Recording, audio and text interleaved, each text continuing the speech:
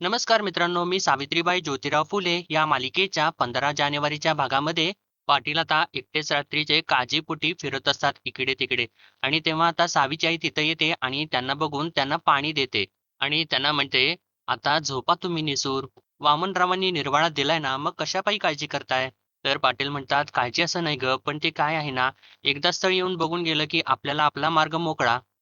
तर तेव्हा सावित्री म्हणते, "मी काय म्हणते, चांगलं स्थळ चालून आलेलं आहे ना, मग होकार कळवून टाका, नाही नका म्हणू." तर पाटील म्हणतात, "असं कसं मुलगा न बघताच?" सावीची आई, "मी काय पंतोजी वाटलो का तुम्हाला? त्यांनी तर पोरगा बघितलाच नाही, चाललेत रम्याला उजवायला. मी असं नाही करणार हं. मी आधी मुलगा बघणार, माणसं बघणार, पारखून घेणार आणि मग मोरला विचार."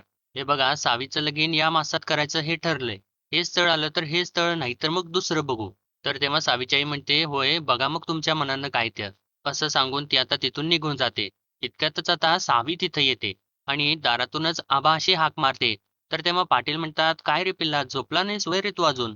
तर तेव्हा सावी म्हणते, "एक विचारायचं होतं." तर पाटील म्हणतात, "विचार की लेकरा." तर तेव्हा सावी एकदमच म्हणते, "आबा, माझा भार झालाय काय तुम्हासनी?" आणि असं तिने विचारल्यानंतर पाटील म्हणतात, "भार? का गं सावी?" आणि तिला आपल्या जवळ बसवतात आणि म्हणतात, "सावी, बाप म्हणून माझं काय चुकलं का गं पोरी?" तर तेव्हा तेव्हा सावी नाही असं म्हणून मान डोलावते. तर पाटील म्हणतात, "मग असं का विचारलंस? आणि एक ध्यानात ठेव पोरी, जगातल्या कोणत्या बी आई-बापाला ना त्यांच्या पोरांचं ओझं होत नसतं आणि तू तर माझ्या काळजाचा तुकडा आहेस. मग असं का विचारलंस?" तर सावीच्या डोळ्यात आता पाणी येतं आणि ती म्हणते, "आबास ही समजुतींना घाट घालत होते म्हणून मला असं वाटलं." तर पाटील म्हणतात, "काय वाटलं की आमासनी भार झालाय तुझा, म्हणून आम्ही तुझं लगीन करून मोकळं व्हायला लागलोय? असं नाही रे लेकरा. हे बघ, ज्या त्या वयात ज्या त्या गोष्टी व्हायला पाहिजेत. सावी, माहेरचा उंबरठा ओलांडून लेक जरी सासरी नांदायला गेली की नाही, तरी बी एका बापाच्या हृदयात अत्तरावानी दरवळत राहते तिची लेक." असं ते बोलत असताना आता त्यांच्या डोळ्यामधून सुद्धा मित्रांनो पाणी येऊ लागतं. तर तेव्हा सावी आता त्यांचे डोळे पुसते. तर पाटील म्हणतात, "सावी, तू जरी लगीन करून सासरी गेलीस ना, तरी सुद्धा या बापाची नजर तुझ्यावरती असेलच घारीसारखी. मी डोळे बंद केले तरी सुद्धा मला माझ्या सावीचीच छबी दिसणार. डोळे उघडले तरी सुद्धा माझी हसती खेळती सावी दिसेल मला. माझी एकुलती एक पोर आहेस तू. आजपतूर मी कधी सुद्धा तुला नजरेआड होऊ दिलं नाही माझ्या. आबा म्हणून तुझी हाक नाही ऐकली ना, तर माझा जीव कावरा-बावरा होतो, घाबरा होतो. आणि तू तू काय विचार करतेस पोरी? आपल्या या घरात हसत खेळत राहा. माझ्या अंगणात नाच, बागड, खळखळून हास. वाटल्यास ना तू रुसून बस, हाट कर. पण माझ्या सोन्या, डोळ्यातनं टिप्प एवढं काढू नकोस." असं म्हणून ते तिचे डोळे अजून एकदा पुसतात आणि म्हणतात, "आबाची आण आहे तुला." आणि तिला झोप येतं म्हणून आपल्या मांडीवरती झोपवतात. आणि मित्रांनो, तिच्यासाठी अंगाईगीत सुद्धा गाऊ लागतात. तर मित्रांनो, इथे कुणाकुणाला मुलगी आहे त्यांनी कमेंट सेक्शनमध्ये जरूरच कळवा. कारण हा क्षण प्रत्येक बापासाठी एक भावूक क्षण असतो मित्रांनो. आणि ते सगळं आता बघत असताना इथे मित्रांनो, या दोघीसुद्धा खूप भावूक झालेल्या असतात. अक्कासुद्धा भावूक झालेली असते आणि सावीची आईसुद्धा. तर आता पाटील सावीला झोपवून बाहेर येतात आणि म्हणतात, "सावीनं लईच मनाला लावून घेतलंय. अल्लड निरागस सशावानी पोर माझी एका दिवसात मोठी झाल्यागत वाटायला लागले." तर अक्का म्हणते, "म्हणतात ना, जाळाशिवाय कट नाही आणि मायेशिवाय रट नाही." आणि असं म्हणतात ते बी खरंच आहे. माझी सावी बी तशीच आहे. मायाळू आहे आणि तसाच ह्यो खंडू बी आहे. सारखा जप चाललेला असतोय, "माझी सावी, माझी सावी, माझी सावी." तर सावीची आई म्हणते, "पण वंच जे होतं ना, ते भल्यासाठीच होतं. आईची नाळ जितक्या लवकर तुटल, तितकं तिचं संसारात मन रमल." तर अक्का म्हणते, "ती माणसं लई मोठी आहेत. त्यांच्या घरचे रीतिरिवाज, पाहुणचार, त्यांची उठ-बस, त्यांचे सणवार, कुळाचार हे समतं काही सावीला जमलं पाहिजे." तर सावीची आई म्हणते, "होय तर. आणि जरा काही झालं ना, तर बाईच्या मनाला ना, मनाला लावून घेण्याची लई मोठा छंद असतो. कोणी काही बोललं, की मग पाटलं डोळं आणि आलं त्यातनं थेंब." असं म्हणून ती सुद्धा आता स्वतःचे डोळे पुसते आणि म्हणते, "पण तुम्ही मनाला लावून घेऊ नका. आपली सावी ना लवकरच उजल आणि एवढीच इच्छा आहे पांडुरंगाकडे." तर तेव्हा पाटील म्हणतात, "त्याची काळजी करू नका तुम्ही पाटलीणबाई. तो वामनराव भरोश्याचा माणूस आहे. आपल्या सावीसाठी उजवं स्थळ काढल त्यो." तर तेव्हा अक्कासुद्धा हात जोडते आणि म्हणते, "पांडुरंगा, माझ्या सावीचं समतं काही चांगलं होऊ दे." तर मित्रांनो, यांची रात्र आता ही सगळी काही अशीच दुःखात म्हणजे काळजी करण्यातच जाते. आणि आता दुसऱ्या दिवशी सकाळी इकडे फुलेवाड्यामधला सीन दाखवलेला आहे. तिथे आता ज्योती बसलेला असतो. तर तेव्हा सगुणाबाई त्याला म्हणते, "असा वादक राहिलास तर कोण पसंत करेल रे तुला?" तर ज्योती म्हणतो, "तेच पाहिजे मला. कोणी पसंत करायलाच नकोय मला." तर सगुणा म्हणते, "मग राहा तसाच तू गोड नवरा. अंगाला राख चोळ आणि राहा ब्रह्मचारी तू." तर तेव्हा ज्योती आता तिथून उठतो आणि रागारागाने चाललेला असतो. तर तेव्हा सगुणा त्याला थांबवते आणि म्हणते, "अरे ज्योती, कुठे चाललास? थांब." तर तेव्हा ज्योती म्हणतो, नाही मी साधू बनतो आणि म्हणतो ना अलख निरंजन आणि म्हणतो माय भिक्षा दे ना जरा. तर तेव्हा सगुणा म्हणते, "अरे बाबा ज्योती असं का वागतो? तुला जरा पण माया नाही का?" तर तेव्हा ज्योती म्हणतो, "आत्या माया हा भ्रम आहे आणि लगीन ना महामाया. ते काय नाही. म्या काय ह्याच्यात अडकणार नाही. तुला माहिती आहे नव्हं भले-भले भोवल्यावरून पळाल्यात ते. म्या बी तसाच पळून जाणार आहे. मग शोध मला." असं तो सर्व काही बसत असतो. तर तेव्हा आता सगुणा अक्काला तर काळजी वाटू लागते आणि ती म्हणते, "ज्योती हे बघ इकडे बस ये जरा." आणि त्याला त्या समजावून सांगू लागते. म्हणते, "ऐक माझं लेकरा, मला एवढं सांग तुझी माझ्यावरती माया आहे का नाही?" तर तेव्हा ज्योती म्हणतो, "होय गाऊ, हाय, हाय, हाय." तर तेव्हा सगुणा विचारते, "मग माझी रक्ताशपथ सांग बरं." तर तेव्हा ज्योती म्हणतो, "हे बघ माझी रक्ताशपथ." तर तेव्हा सगुणा म्हणते, "ते नाही, माझ्या रक्ताशपथ आहे का नाही ते सांग." तर तेव्हा ज्योती म्हणतो, "बरं, बरं, आहे माया." मग तर तेव्हा सगुणा म्हणते, "आहे ना माया, मग मला माझ्या एका प्रश्नाचं उत्तर दे. समजा, समजा म्हणा लागले हां मी, समजा तुला जर देवाने अशी बुद्धी दिलीच, की लग्न करायची, तर मग तुला कशी पोरगी आवडेल रं?" तर तेव्हा ज्योती म्हणतो, "आत्या मी तुला सांगितलंय नव्हं मला लगीन करायचं नाही." तर सगुणक्का म्हणते, "अरे बाबा समजा म्हटले ना, मग कशी पोरगी पसंत करशील?" तर तेव्हा ज्योती म्हणतो, "तू फादर जॉनच्या बायकोला भेटलीस नव्हं?" तर तेव्हा सगुणक्का म्हणते, "अरे त्यात काय मी रोज तर भेटते, त्यांच्याकडे काम नाही का करत मी?" तर तेव्हा ज्योती म्हणतो, "मग तशीच मुलगी आण, गोरी-गोरी पान, कुरळी केसं, असा झगा घालणारी आणि फाड-फाड इंग्रजी बोलणारी." असं तो सर्व काही बोलत असताना आता सगुण अक्का तर तोंडालाच हात लावते. तर आता इकडे सुद्धा म्हणजे सावीची पूर्ण सगळी तयारी झालेली असते. ती छान वगैरे तिला सजवलेलं असतं आणि आता ती बाहेर येते. तर तेव्हा ती आता तिच्या आईचा आशीर्वाद घेते. तर इतक्यातच अक्का सुद्धा येते. तर तेव्हा सावी तिला म्हणते, "बरं अक्का, रमानं फुलं मागितल्यात, मी जरा जाऊन येते हां." तर तेव्हा अक्का सुद्धा तिला म्हणते, "ये, ये बाळा ये." तर तेव्हा सावी तिथून आता निघून जाते आणि इकडे आता सगुणा अक्का तर हसूच लागते आणि म्हणते, "ज्योती तुला तसली पोरगी पाहिजे व्हय? बघ हां, मी सगुणा आहे, शोधून काढीन तसली पोरगी." तर तेव्हा ज्योती म्हणतो, "अगं अक्का लंडनला जावं लागेल ते फादर जॉनच्या भावकीला भेटायला." तर तेव्हा सगुण अक्का म्हणते, "अरे राजा तुझ्यासाठी लंडन काय पिंडनला सुद्धा जाईन मी आणि सांगेल तुला पाहिजेल तशी पोरगी शोधून आणीन. पण तशी जर पोरगी शोधली की नाही, मग तू तुझ्या निर्णयाला ठाम राहा." तर तेव्हा आता ज्योती शांतच होतो. तर सगुण अक्का म्हणते, "ज्योती ठाम राहायचं हां. गाठ माझ्याशी आहे, कळलं का?" आणि म्हणते, "तशी पोरगी हवी" असं म्हणून ती हसूच लागते. तर इकडे आता सावीची आई अक्काला विचारते, "कुठं गेला होतात? मला तर वाटलं होतं इथंच होतात म्हणून." तर अक्का सांगू लागते, "अगं बाजारात गेलते. वामनराव म्हटल्यात पाहुणं केव्हा बी येत्याल आणि आता समजा पाहुणं येणार, मग समजा त्यांच्याबरोबर 4 सवाष्ण असतील, तर मग त्यांच्या वट्या नको का भरायला? म्हणताना बाजारात गेलते. खण आणि नारळ घेऊन आले बघ."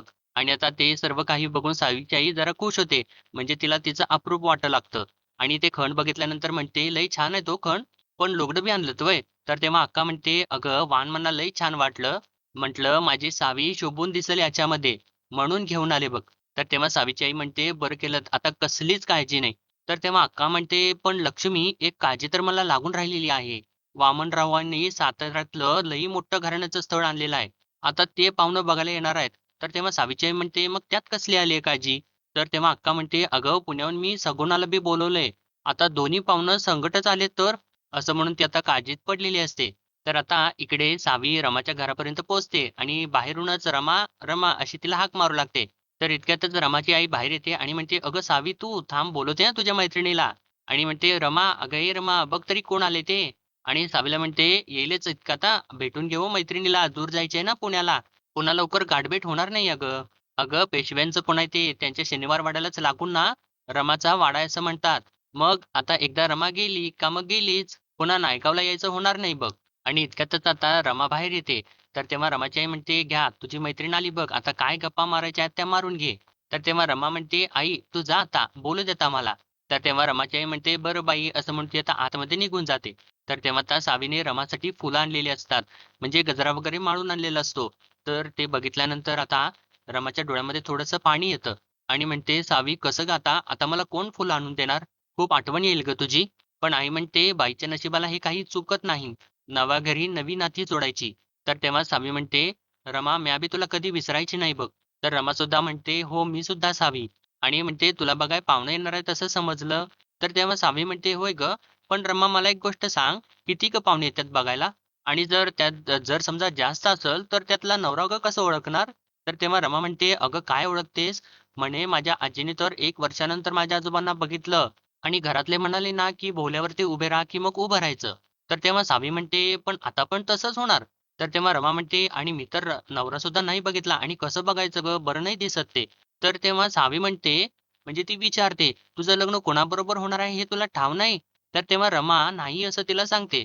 तर तेव्हा सावी म्हणते, "बरं झालं सांगितलंस ते. आता ना मी आबांना सांगेन, की खुनानं सांगायला, की माझा नवरा कोण आहे ते." असं म्हणून आता हे दोघी सुद्धा मोठमोठ्याने हसू लागतात. तर आता इतक्यातच रमा इकडे आजूबाजूला बघते आणि कोणी नाही म्हटल्यानंतर सावीला ती म्हणते, "अगं सावे, आई ना कामात आहे आणि गाणं भरायला बायका आलेल्या आहेत आणि हळकुंड फोडायचं चाललेलं आहे. आता मागील दारी कोणी येणार नाही. चल, चल." असं म्हणून तिला मागच्या दाराकडे घेऊन जाते. तर इकडे आता फुलेवाड्यामध्ये दादा खूप चिडलेले असतात आणि ते बोलत असतात, "कशाला एवढा आग्रीव देवा? शिकून काय होणार आहे? नाही, जेवढी शिकवायची होती तेवढी शिकवली शाळा. यामुळं ज्योतीची शाळा बंद." तर तेव्हा सखा सांगत असतो, "अहो दादा, ज्योतीची शाळा नका बंद करू. तो हुशार आहे." तर तेव्हा दादा म्हणतात, "आहे की हुशार, पण ती हुशारी काय चाटायची आहे व्हय? आणि आम्हा माळ्यांना त्या हुशारीचा काय उपयोग आहे? हुशारी पाहिजे ते फुलं तोडाया, फुलांची माळा बनवाया, फुलांची लागवड कराया, ज्योतीनं फुलांचा चांगला हार बनवावा, गजरं गुंफवावं, त्यानं पोट भरणार आहे, शिकून पोट भरणार आहे का?" तर तेव्हा सखा म्हणतो, "पण दादा, ज्योती जर शिकला तर तो सरकारी नोकरीत जाईल." तर तेव्हा दादा म्हणतात, "पण आपला धंदा ह्यो सोडून दुसरे उद्योग पाहिजेतच कशाला? आणि फुलांच्या सारखा धंदा आहे व्हय? फुलं देवळात जातात, देवघरात जातात, देवामुरं जातात. आणखीन एक, शिक्षण हे भटाबामणांचं काम आहे. त्यांनी शिकावं. त्याच्यासाठीच जन्म आहे त्यांचा." तर तेव्हा दुसरा सुद्धा मुलगा दादांना म्हणतो, "पण शिक्षण घेतल्यामुळे ज्योती वास्तू लिहितोय ना." तर तेव्हा दादा म्हणतात, "होय, मग काय झालं? फुलांना कुठं काना, मात्रा, वेलांटी असते व्हय? सुईमध्ये धागा आणि धाग्यामध्ये फुलं ओवताली म्हणजे झालं. आम्हा माळ्यांना आणखीन काय पाहिजे?" तर तेव्हा सखा अजून सुद्धा परत बोलायचा प्रयत्न करत असतो. तर तेव्हा दादा त्याला म्हणतात, "हे बघा, बुकं करण्यापेक्षा ना ओवायला शिकू द्यात. त्यानं गोरासाहेब लई पैकं देतो. आणि हो, हिशोबापुरतं शिकवलं आहेच की ज्योतीला.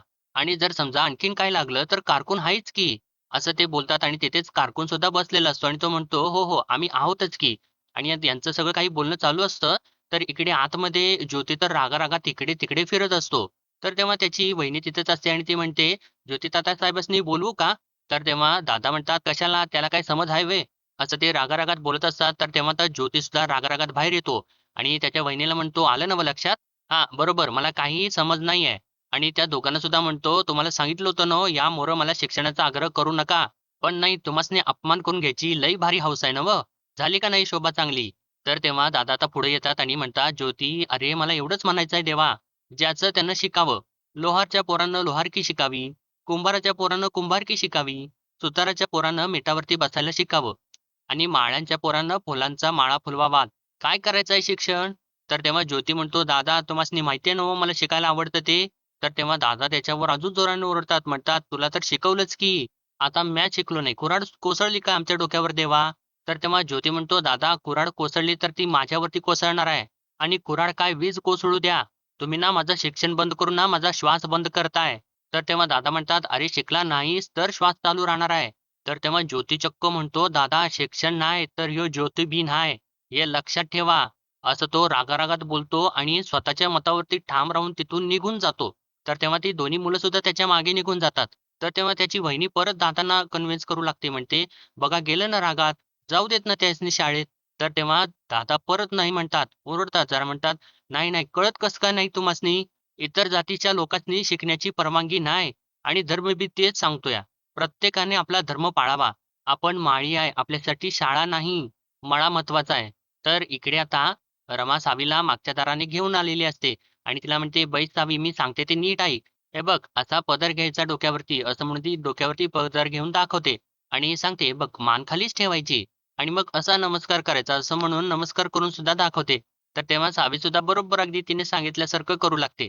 डोक्यावरती पदर घेते काय आणि तिच्यासारखं नमस्कार सुद्धा करून दाखवते आणि तेव्हा रमा एक तिथला पंचा घेते आणि त्याने पटका बांधते आणि त्यानंतर तिथंच असलेली एक काठी सुद्धा घेऊन येते आणि पलंगावरती तिथं बसते आणि तिला म्हणते, "हे बघ, आता मी पाहुणी आहे आणि तू मुलगी आहेस आणि आता मी काही प्रश्न विचारेन ना, त्याची तू उत्तर दे हां. नाव काय तुझं आहे?" तर तेव्हा ती सावी म्हणते, एकदमच म्हणते, "सावित्री." तर तेव्हा रमा डोक्यालाच हात लावते आणि म्हणते, "अगं सावित्री, खाली बघायचं खाली. मान वर घ्यायची नाही. मान वर घेतलीस ना, तर मग काम फिसकटलं. पाहुणे म्हणणार काय सांग बरं?" तर तेव्हा सावी म्हणते, "पोरगी आगाव आहे." तर आता रमा म्हणते, "बरोबर. आता मान खाली घे बरं." म्हणजे मान जास्त खाली तेवढी वर्तणूक चांगली, असा नियम आहे. आणि म्हणते, "बघ आता पाहुणे प्रश्न विचारतील हां, असं म्हणून ती थोडासा आवाज बदलते आणि म्हणते, "स्वयंपाकाचं येतं का?" तर तेव्हा सावी म्हणते, "नाही येत." आणि यावेळेस तिची मान खालीच असते. पण रमा डोक्याला परत हात लावते आणि म्हणते, "अगं, असं नाही. हो म्हणायचं हो." आणि म्हणते, "आता दुसरा प्रश्न. आता दुसरा प्रश्न. दळण वगैरे जमतं का?" तर तेव्हा सावी परत नाही असं म्हणते आणि यावेळेस सुद्धा तिची मान खालीच असते. तर तेव्हा आता रमा परत डोक्याला हात लावते आणि म्हणते, "अगं, परत तेच. अगं रमा, अगं सावी हो म्हणायचं हो." तर तेव्हा सावी म्हणते, "बरं, बरं ठीक आहे. वय, वय." तर तेव्हा रमा आता परत अजून एक प्रश्न विचारते, "सासूशी भांडणार का?" तर तेव्हा आता यावेळेस सावी होय असं म्हणते, "भांडणार, भांडणार."